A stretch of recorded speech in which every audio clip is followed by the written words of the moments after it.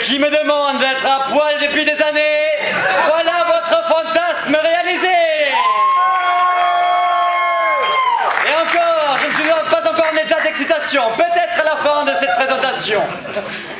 Bonsoir, cher public, je m'appelle Kentai Hamon.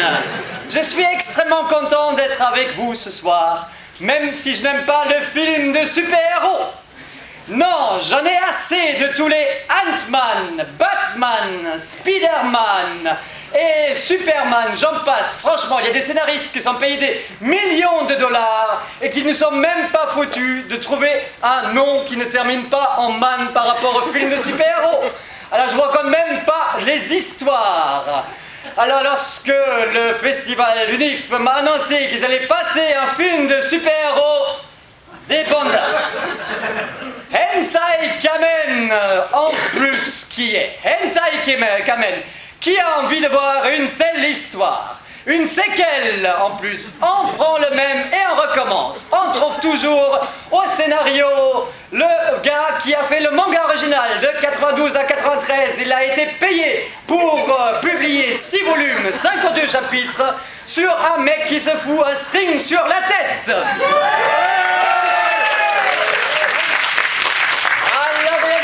Monsieur Fukuhida, ça ne vous dit rien, et pour cause, le mec n'a rien brûlé de sa vie, sauf un hentai kamen et quelques doramas dont on s'en fout éperdument, et à lui la gloire. Et dans le rôle principal, Osamu Andashi, qui ne sait pas jouer, il prend juste des poses totalement ridicules, donne des coups de boule par-ci par-là, et voilà, la gloire, l'Oscar.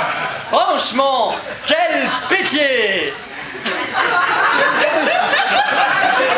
Il faut le savoir, pour tous ceux qui n'auraient pas vu la première partie, je résume rapidement, vous allez voir, c'est d'une connerie sans borne. En très gros, il y a un loser qui ne sait pas quoi faire de sa vie, qui va décider de devenir super-héros à force de regarder des débilités américaines. Et il va se fabriquer un masque, il va s'improviser justicier, et là, patatri, patatras, il y a sa fiancée qui est prise otage dans une prise d'otage. Je me répète parce que le scénario est tellement débile que je suis obligé de rallonger. Eh bien, et le mec, il ne prend non pas son masque, mais une culotte usagée de sa fiancée, paye ton scénariste, quoi. Il se trompe, pas le masque, mais la culotte. Il se met les strings sur la tête et il a tout de suite un super pouvoir. C'est lui de donner des coups de boule à ses ennemis. Je ne parle pas de la tête, mais... Des boules! Yeah! Il y en a qui ont vu le premier ou quoi? Eh bien voilà, c'est là-dessus que même les producteurs n'avaient pas pensé que le film allait faire un triomphe. Eh ben si! Parce que vous, chers spectateurs, vous êtes des vrais cons! On vous met du Star Wars, on vous met du Disney, au pire, on vous met Star Wars chez Disney, et vous faites le premier triomphe du monde! Avec un film qui est un copier-coller du premier Star Wars, enfin le 4e épisode, enfin je me comprends. Bref, voilà le 2e film, vous allez voir ce que vous méritez. Moi, Kentai Hamon, j'ai tenté de passer le casting parce que je me suis dit, si un mec en string arrive à faire un triomphe mondial, si moi je mets les couilles sur la table, eh bien, à moi, l'univers!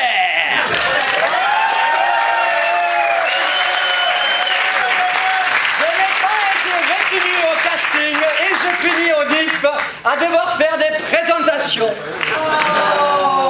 Mais franchement, c'est facile. Je vais me reglisser dans la peau de Bastian pour hurler parce que c'est à peu près la seule chose que je sais faire. J'ai une petite bouche mais une grande gueule. Alors, mesdames et messieurs, merci de faire un triomphe et de faire du bruit pendant au moins 2 heures, voire encore plus si vous allez vous bourrer la gueule après pour avoir oublié d'avoir une telle daube. Vous allez voir. Une véritable fête du slip sur grand écran. Le premier film vendu du string.